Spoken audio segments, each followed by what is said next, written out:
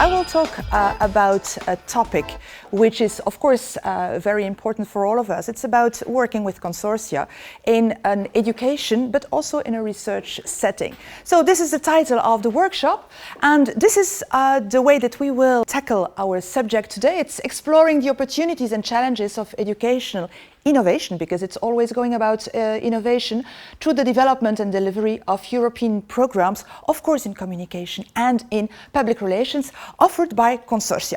So let's start with this curriculum development. It's about MArpe, the Master in European Public Relations. And I would say that just to give you one, not word, but just one picture on MArpe, this is what MArpe is all about. Those who like some movies will recognize this bird. It's all about the phoenix. MArpe is just like the phoenix. Every time we thought it would be the end of the program, and every time another partner showed up saying, we like the project, we want to join the project, you have to continue the project. So it's really a story about this phoenix coming up, giving the impression it will disappear and coming up again. So it started in 1988, so it's before the creation of the European Union. And these are the names of the people who started with this. The first of all is Jos Willems. Those of you who are involved with EUPRERA perhaps will remind the name of Jos Willems. He was the head of my institute. He founded my institute.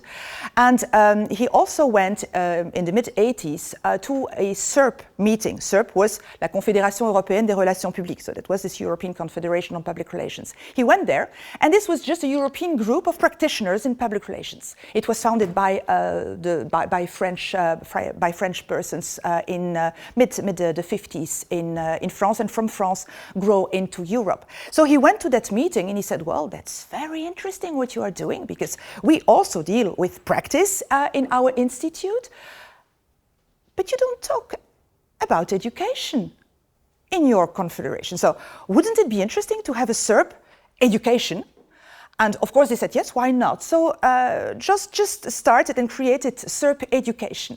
And he found those other persons who were Benno Signitzer, who is emeritus from the University of Salzburg, Américo Ramalho from INP, Instituto de Novas Professores in Portugal, Antonio Nogueiro from the Autónoma in Barcelona, Barbara Berns from the Vrije Universiteit Berlin, Toby McManus, who was in Bournemouth in those days in the UK, and Philippe Boiry in France. And together they said, well, let us indeed think about development, curriculum. This was Erasmus avant la lettre, because nobody talked about Erasmus in those days. And they said, well, it would be great if we would have our curriculum, we compare it with your curriculum, and together we try to create our own curriculum. And so they did, and there was this very first cohort in 92-93. And from the beginning they said, well, we have to think about one main curriculum, but we have a language issue. And we cannot force students just to go into a program with one language. In those days, it wasn't conceivable. So they said, well, let us think. And they said, well, how is our program developed? We have trimesters. We had 3 periods of time in those days. We didn't talk about semesters at all. And so they said, well, we will have this first period of the year in our own universities, and then we will have a second semester where students will go to another partner, and there they will bring all together, and they will be brought to a same level. And they will be able to choose between French and English as languages. So they went to my institute in Ghent for the French line, and they went to Eindhoven in those days to follow the English line. So the same program, same curriculum, same aims, same objectives. It was all written down, but it was just provided in different languages.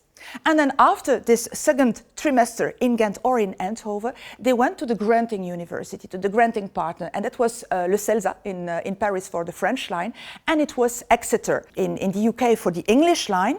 But the University of Exeter didn't provide the program. They asked the College of St. Mark and St. John in Plymouth to provide it. So that was the beginning. But as you know, we had the creation of this European Union, and they decided also on education to try to find a common ground and to to have a kind of reunification of education. So this decided to have this semester system just for all of us. So we also moved into this semester system. That was in '95, and it went together with also new partners. So these new partners were Leeds, because, well, the cooperation ceased with the University of Exeter. And so we had Leeds Metropolitan University in those days, LMU. Now they also changed their names. And it was Ralph Tench, who was the course director in those days. And we also had a German line, because we had a problem with the CELSA, because they thought that all the students came in with 4 years of bachelor's and then did a master, which in those days was called a Diplôme d'études supérieures spécialisées, a DESS. But of course, students from the Netherlands, also students from the UK, they came in with 3 years bachelor's. So they weren't allowed, in French terms, to take this third cyclus, but only a second cyclus they would only be granted at a level of a master, une maîtrise, and not on this DESS, this third cyclus. So there were a lot of problems, and they decided to quit. So we didn't have a French line any longer, but we had, as I said, the Phoenix, we had a German line. And so Barbara Bern said, well, I have a very good contact with the University of Wien, so we will have a German line. So again, same curriculum, same aim, same objectives, and the course was developed in German. 2002, again, new partners. Professor Burns went to emeritus, and we just had to stop the German line. There was no continuity. But we had then another partner, because at my institute we also had changes, and we weren't able to provide this first semester of the English line. So I looked for another partner, and it became the DIT, Dublin Institute of Technology. So they came in and they provided this first semester together with still Leeds for the English line. And as we didn't have the German line and we didn't still have a new French line, well, it appeared and it happened that we were able to create a Hispanic line. Because there we had this program provided in Lisbon, partly in Spanish, partly in Portuguese, and then in Valencia, at the Universidad Cardenal Herrera CEU San Pablo in Valencia, in Spanish. Right, 2008, again. New partners, because there was a problem in Dublin. I don't have to explain you that this financial crisis was, of course, the reason why they weren't allowed anymore to continue this program. So we had to look for a new partner. And also at Leeds, they said, well, we are just turning to something differently. We are going more international. And therefore, we seized this partnership with MArpe. So I had to just look for 2 new partners for the English line, as I was the coordinator of the program since '97. And Lund was really happy to organize the first semester in Sweden, and the University of Stirling in Scotland was also very pleased to organize then the second semester and to be the granted university. There were, of course, a lot of problems there, because as you probably know, Sweden has a politic, an educational politic, that education must be for free, which is not the case in the UK. Well, the UK / Scotland. And so they had to pay a fee to study in Scotland, but it had to be for free in Sweden. So they were a little bit uncomfortable with this situation. We started with the French line again, and we had a partnership between the University of Bucharest and the University of Nancy. They changed name, they are now l'Université de Lorraine. And of course, we continued our Hispanic line. So we tried to continue this quite challenging situation, and at a certain moment, as we also organized the colloquia Euroblog for EUPRERA, we found out that there was a lot of interest from other partners also to join this MArpe history, and but not totally to join into the program, but more to have something different. And I just had a question to all the partners, and I said, what course is the most difficult to organize for you? And they said, you know, that's lobbying.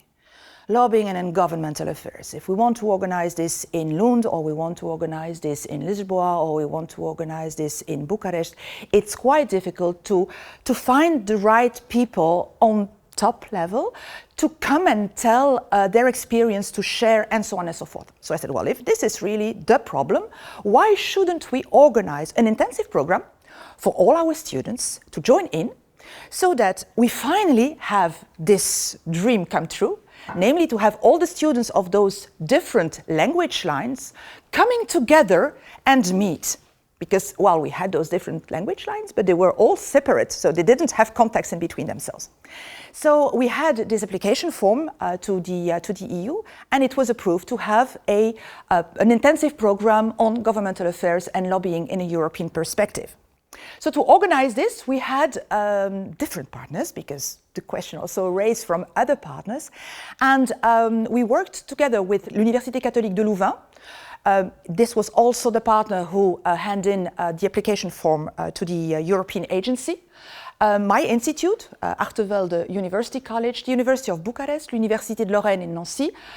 It was still INP in Lisbon, the Universidad Cardenal Herrera in Valencia, and the University of Greenwich. So these were the partners, and together we brought in 60 students during 3 weeks. When I say it's an intensive program, it was an intensive program. It started at 9 sharp, and it ended never before 6 o'clock in the evening. As you can imagine, there were Portuguese, Spanish, French, Romanian students. We also had from the UK, well, sometimes one UK students, but most of the time students from the world. We had students from Nicaragua, from Argentina, we had students from Japan, we had students from different Asian countries. So it was really great to have all those students together. And so I said, well, if we want all those students together with all those different habits, they will have to be on the same location. The idea was just to have students working together. So we organized different groups, always made by students from the different institutes, so they didn't know each other. The working language was English, so it was sometimes quite hard for the non-natives. And we asked them to just be there with their mind, not just physically and all those mobile devices, but just be there and to just cooperate and to work together.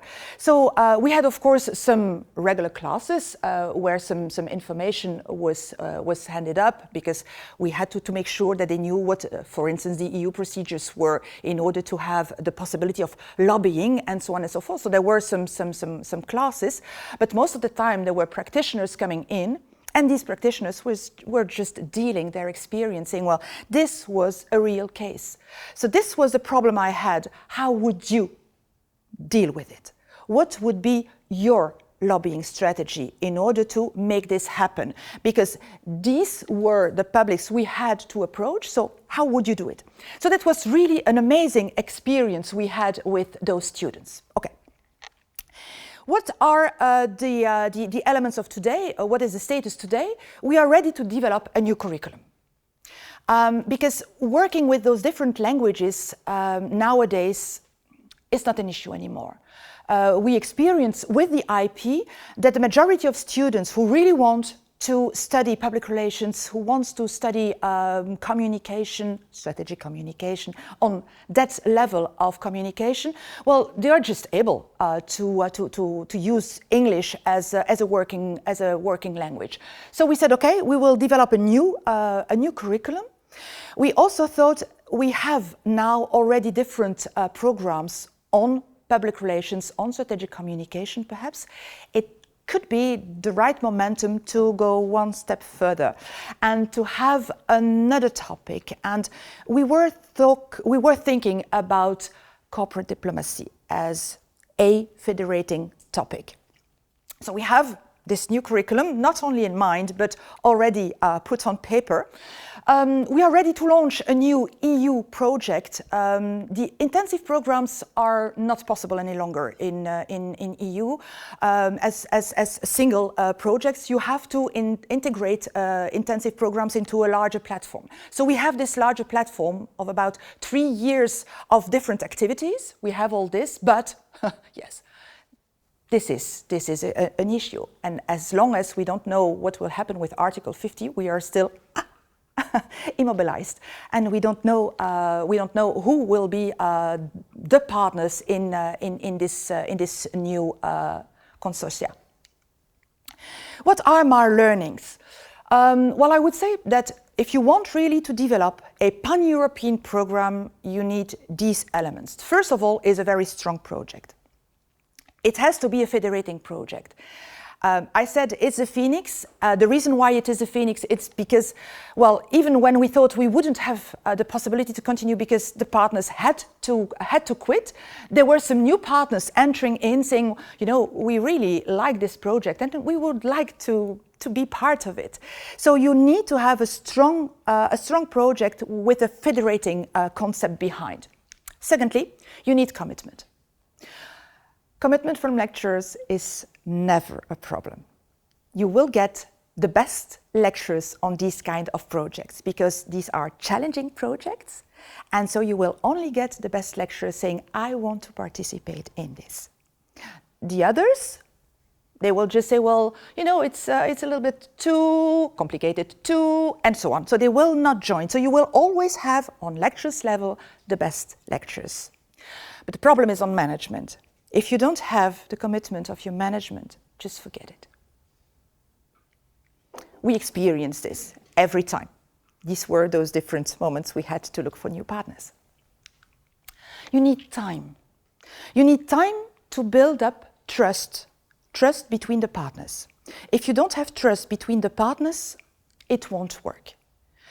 Because you have difficult moments, you have moments where, for instance, the management is hesitating and so on and so forth, and you really have to have this trust in your colleagues. You have to be able to be direct with your colleagues on the level of your partnership. You have to be able to tell what's going on and saying, well, at this moment we have these discussions on that level, knowing that it won't go further. So this trust is a very important and crucial item in this cooperation. And you also need time, not only to build trust, but also to understand those procedures. The procedures that you have into your own country, first of all, because, well, we are talking about this European platform. There is no European platform. We all have our own systems. So you need to really know very well how your system is working in your own country. And then, of course, you have to know all the procedures on EU level. And it happened that they sometimes change. And then you need resilience. I think this is a key word because every time you have this decision coming that a partner has to quit, and most of the time the colleagues really have pain in the heart because they have to leave the project. But you have to have trust in what's going on and that it will continue, and you have to find the strength to come up again. The added value of this kind of consortia is that you get a lot of insights in different things. The first of all is insights in content you wouldn't imagine otherwise. And the reason why you have these insights on content level is because you have all these partners from different countries who use other books. They have other sources, they have other references. When we worked with the colleagues from Valencia and from Lisbon, it was just a new world opening because they came in with this South American literature on public relation and strategic communication. And said, oh, we didn't know about that. We didn't know a clue about that.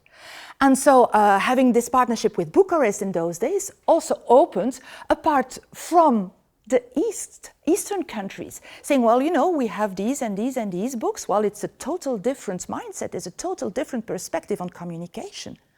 And getting these insights from the colleagues help you to understand why sometimes students react in a certain way, students who are not from your own country. So, content, pedagogy. We learned so many new ways to teach. Because some of us are really used to have this cathedra way of teaching. I'm here, I'm teaching to you. And then you have, for instance, in the UK, when you have a master class, you don't teach. You just ask students to read. They have a literature list and they can choose out of this literature list, but they can also look further on and bring new articles. They read these articles in a critical way and they make presentations of these different articles. They make synthesis. So they are building the course. You never know what the course will be. This is a total different way of dealing on pedagogy. you also have this unbelievable dimension of evaluation. Evaluation, insights in evaluation. When we had this intensive program, well, we were 3 weeks. Oh, the only day free students had was Sunday. Okay, they had a Sunday. That was all. Saturday was also a working day. It was intensive. But we said we are all together for 3 weeks. Students have 5 different presentations to make, and so we have to evaluate them. We had evaluation criteria. Yeah, that's fine. But what is important for you is not necessarily important for your colleague in another country. So we had colleagues who said for us, it's really important in an oral presentation that at the end we have the list of references, that within the presentation students are referring to that source, that reference, that others were saying, well, we don't care in the presentation, if students put this in the paper afterwards, it's okay. What is very important for us is the way that they build the argumentation. Is there an introduction? Is there a real question? Is there a real hypothesis? Is there a real corpus? Do they make a real analysis of everything? And do they show up with a synthesis? Oh, okay. So very different perspectives on what is a presentation, and so very different perspective on how to evaluate. We started at 8 in the morning. We ended at 10 in the evening. We had some pizza in between. But we worked all day long, 14 hours in order to define, because I said nobody is leaving the table without having this final paper. We have to make sure that we know how to evaluate our students at the end. So we had this common evaluation form, and we all agreed about. And it was a fight, because everyone thinks that he or she is right. So you have to, you cannot drink water, but you know that you will not drink wine. It will be something in between wine and water.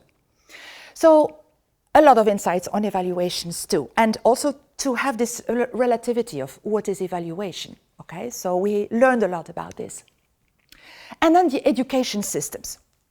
A lot of insights, because indeed it is still very, very different.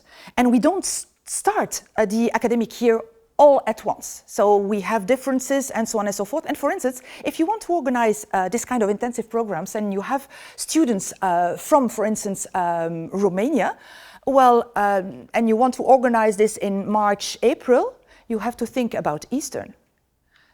Eastern is not Eastern in the Orthodox, so you have different dates. So there are a lot of things, and now it also happens that you have to think about food for students.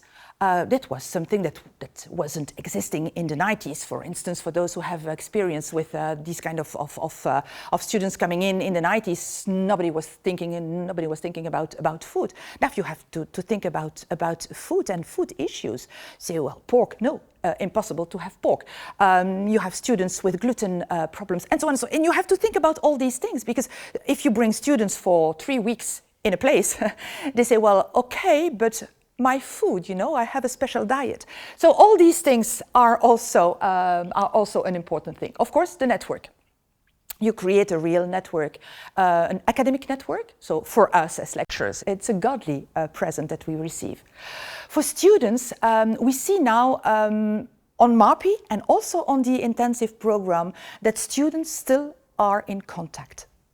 I saw a student from the UCL who was in Laos working on a European project over there, and there was a student from Portugal saying, oh, I'm going on holiday on Laos. They use our Facebook page of MArpe to still communicate, say, I'm going to Laos on holiday. And the other was just saying, are you coming? Well, you have to, and so on and so on. So there is a real network. It's continuing, and also for job opportunities, because that's, of course, the most important thing. It's not just about holidays.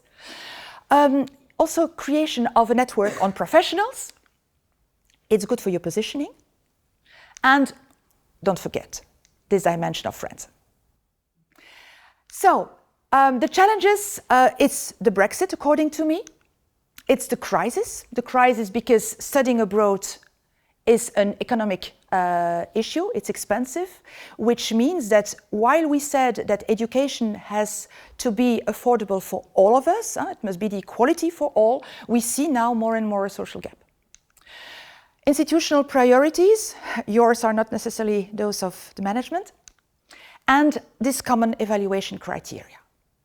These, to me, are summing up recruitment, competitors, employability, three key elements that we have to face as a challenge. I remember, but this was a bachelor experience. I'll get to the master in a minute. The bachelor experience, I can remember one of the exchange students coming in, but it doesn't really matter if it's exchange student, coming in and being very, very angry at one of the teachers because she got a 7 out of 10 for a project or whatever, right? And she says, I never get 7s out of 10s, so your evaluation is wrong. Yeah. She was completely, we've had experience with people who said, if I get these kind of grades from the Netherlands and I go back home, I'm going to lose my scholarship, right, or I can't go home with this. Yeah. And these kind of discussions are really, really intense to have here. Yeah. And what I notice, and my colleagues are sitting next to me so I can say it, an arrogance in thinking that the way we do it is right. And if you're going to internationalize, you have to get rid of the arrogance, because once you have that kind of stance, you're going nowhere fast. And well, you call it the Phoenix. Our program was almost dead in the water at one point because of the evaluation issue. So I consider that as one of the most important, one of the most important things you have to solve, because if you don't solve that, you can't solve anything else. And it's really too bad, because all of the perks that you've mentioned, all of the benefits they're so rewarding, and it's so here now. And this is what it's all about. So if we can't figure it out at an educational level, how on earth do we think that these folks are going to figure it out later in life? So I really think that there's a big challenge also internally to try to figure this out, and to try to also understand where our own biases are and our own prejudices. So I really, well, you know, when we developed our own program, we looked at your MArpe, how you did it. And we also had an intensive program bringing all the students together, because that's another challenge. You want them all together. They want them all. They want to be together. But how on earth are you going to pay for that? And how are you going to organize that? That is just an amazing amount of work. So I mean, it's wonderful what you do. Oh, I'm sure I should. Well, that's my experience. Let me put it that way. And I feel that because we've been doing internationalization since the get-go of Erasmus. And I feel it has been an uphill battle all the way. And if it had not been, because you said about management, if it had not been for deans who said, this is what we want to do, and this is what we're going to figure it out some way, and backed up by the president of the university, I'm sure we would never have been able to do what we're doing. I mean, I don't know how you folks feel about that, but I think that's very, very important. In spite of the fact that these folks sometimes don't understand what they're doing. I mean, it sounds, but just the intention and the positivity of the intention is really, really important. Anyway, that's my experience. But I personally find it the most rewarding professional experience I've ever had. So let's present now another part, another perspective on this consortia, and it's about research this time. This is, well, totally brand new. I'm also working with the French-speaking community. With French-speaking, I mean, well, the south of my country, which is a very small country, Belgium, but also with France, and also with that French part of Canada. And together we have this community, and we have this network which is called Réciproque. That's a réseau on the professionalization of communication. What is the problem that we face as researchers? The problem is to meet. It's not getting funds from our universities to have the research done, because universities need research, they need papers, they need publications, and so on and so forth. So this is not the issue. The issue is to meet each other in order to exchange our research, because you can only improve your research when you have feedback from others, and that you can have this confrontation of your thoughts with the thoughts of others. So we had this discussion in different moments during this academic year, and we come up to to the conclusion that, well, we needed extra funds. So where do you get funds? You just think Europe. So you just look everywhere in Europe, where could we find some funds? And then, well, you see that there could be some possibilities just and only for funding research, meetings, conferences, and so on and so forth. So if there is an opportunity to find funds, then you have to find, again, it's the same story for education as for research, you have to find a very strong topic. And we were thinking about the small and medium enterprises, as well as the startups. But small and medium enterprises, because they are the core of our European industry. If you look in the different countries, you will see that more than 80% mainly of our enterprises, of our companies, are small and medium enterprises. Even if the term of small and medium can be differently defined country to country, but this is really the core of our economy. So we thought, well, these small and medium enterprises, they also are the ones which suffer the most from the crisis. So they will be the ones who will need mostly strategic communication in order to help them to reconstruct, rebuild, or to grow, and so on and so forth. So we were thinking about strategic communication for small and medium enterprises. So we call this SCOM for SME, well, strategic communication for small and medium enterprises.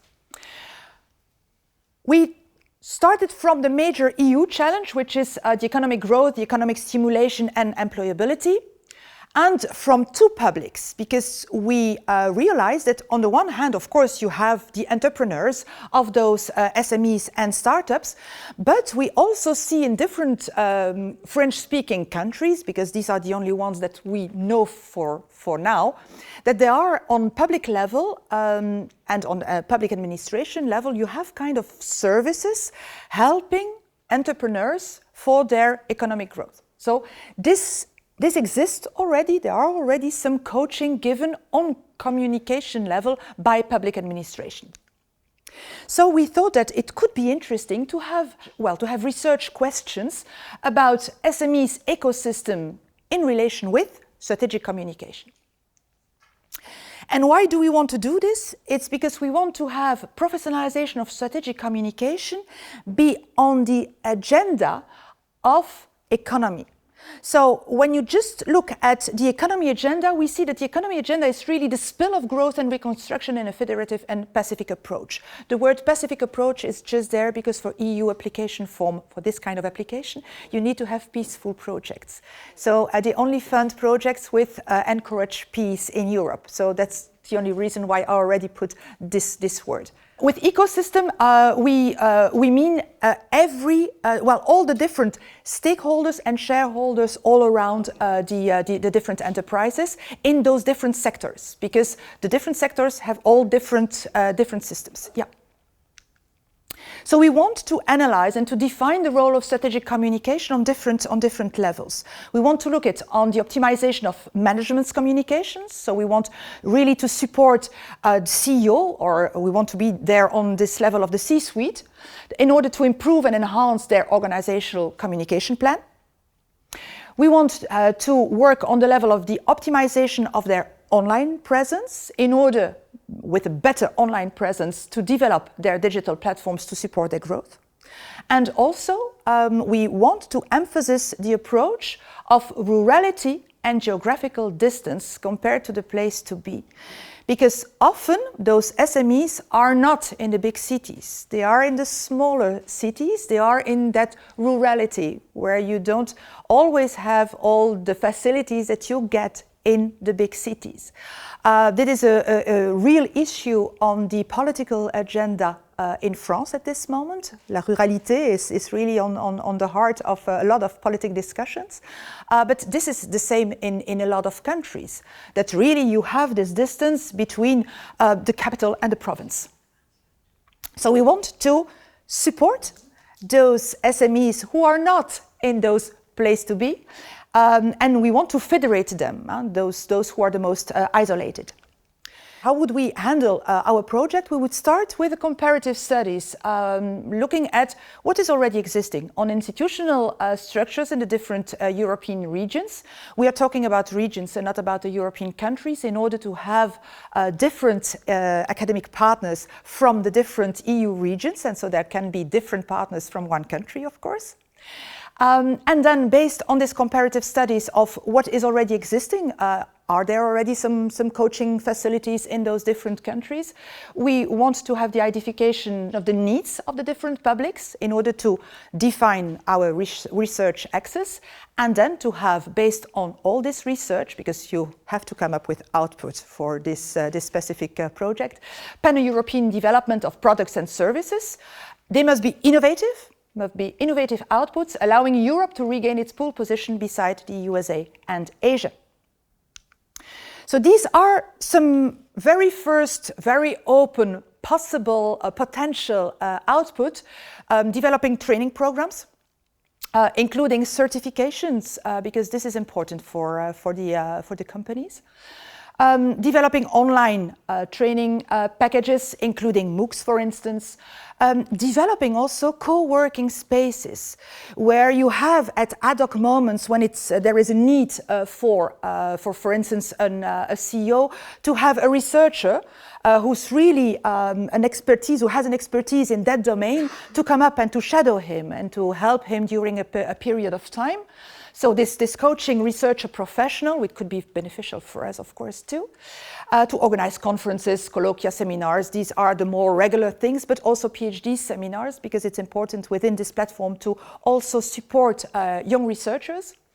So for both academics and professional from all departments or industry sectors, this is important. So we need, of course, different academic researchers to join in, because we want to support SMEs in all different sectors of industry, where strategic communication can support their development and growth.